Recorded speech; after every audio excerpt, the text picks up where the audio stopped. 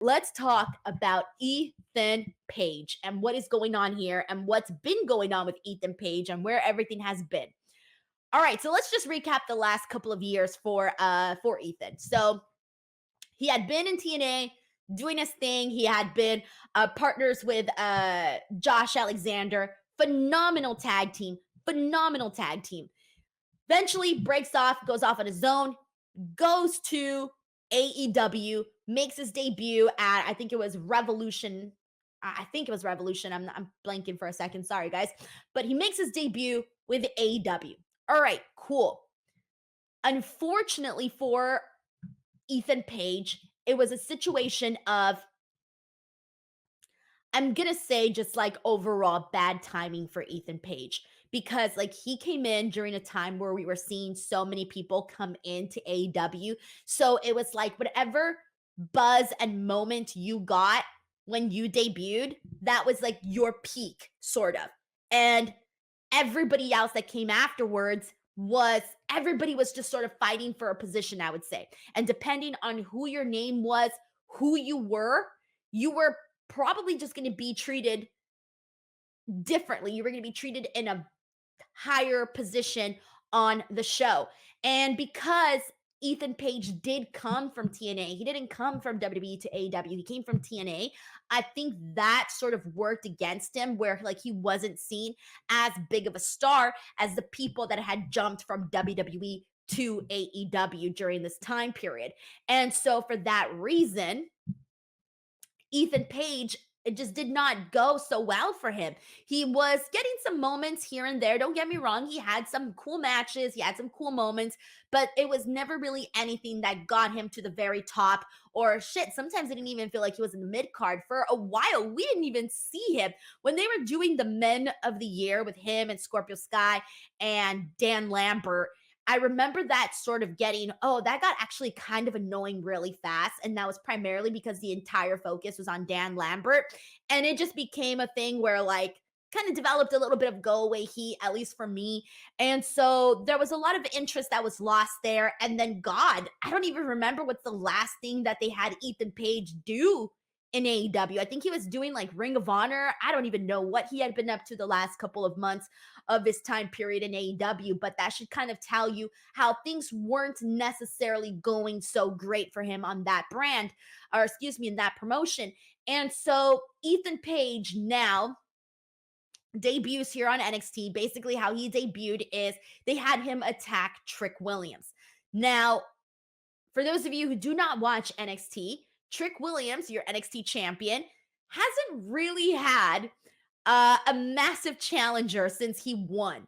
He came off with this incredibly hot story with him and Carmelo Hayes, his former BFF, and wins the title, building shakes, it's a whole thing. And then it was like, well, now what? Who's going to face Trick Williams? What's going to happen now?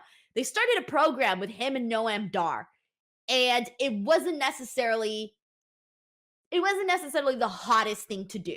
So Noam Dar gets attacked. And I remember even saying, man, I think Noam Dar just faked the whole thing. He probably didn't even get attacked. It's probably just a big bunch of, hocus pocus, whatever. Like, I didn't even believe it. Like, I was like, he probably just attacked himself. He's just probably trying to blame Trick Williams, make him look like he did something when he didn't even do anything.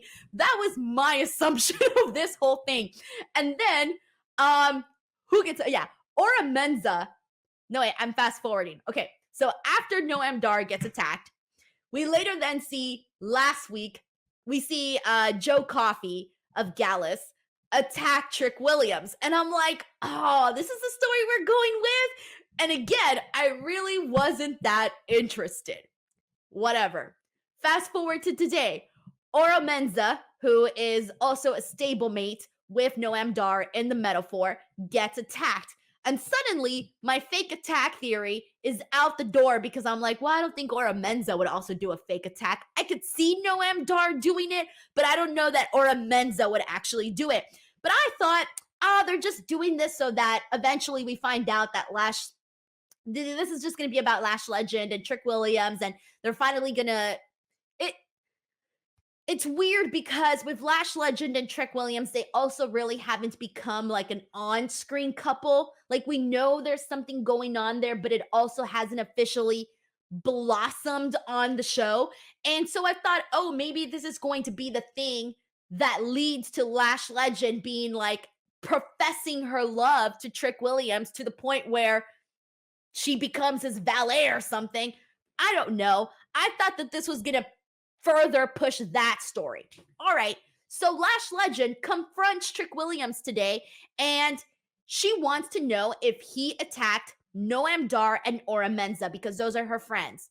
And before Trick Williams can even answer, the lights turn down, then they come back up, and then Ethan Page comes from behind and just starts punching the shit out of him. And so takes him out, and then he raises the NXT championship above his head. And that is basically how we closed out the show. So Ethan Page is now there, and I hope, and this is something where I feel like I've said these exact same thoughts when Brian Pillman Jr. came in. So when Brian Pillman Jr. came in, I had said, oh, I really hope, like, I don't know, I said that I had hopes that they do something with him that we didn't get to see of when he was in AEW, because he was another guy that things just didn't go the way that you thought they would for him in AEW. It just wasn't he wasn't in that spot on AEW. It just wasn't going to happen. And that's basically how it felt. Like he was never going to get to a certain level. And it seemed like he was going to be stuck in the exact same spot no matter how long he decided to stay there. We didn't see him breaking out of the low mid card on AEW. So I said, okay, cool. Now that he's on NXT, I really hope we get to see him on, a title picture.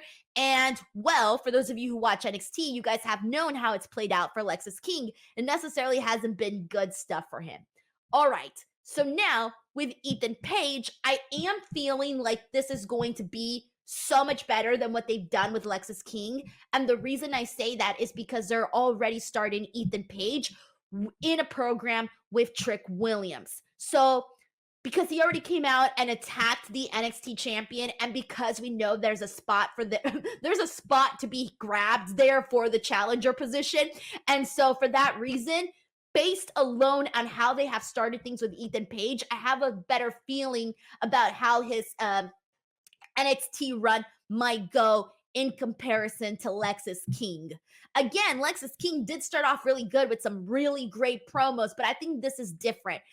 I think this is different in the sense that he's in the top storyline. Bam, he's already facing the NXT champion. So that's where we're at with Ethan Page in NXT. So again, hope that he finally gets the opportunity to show what he wants to show. Ethan Page is also another person that I've interviewed here on the channel. You guys can check that out. He has a really nice, cool personality, down to earth. He has also transformed his body too. He talks about that in our interview because he was never like, how do I explain this? Like, he didn't look the way he looks right now. Let's just say that. He looks really good. This is the best he's looked.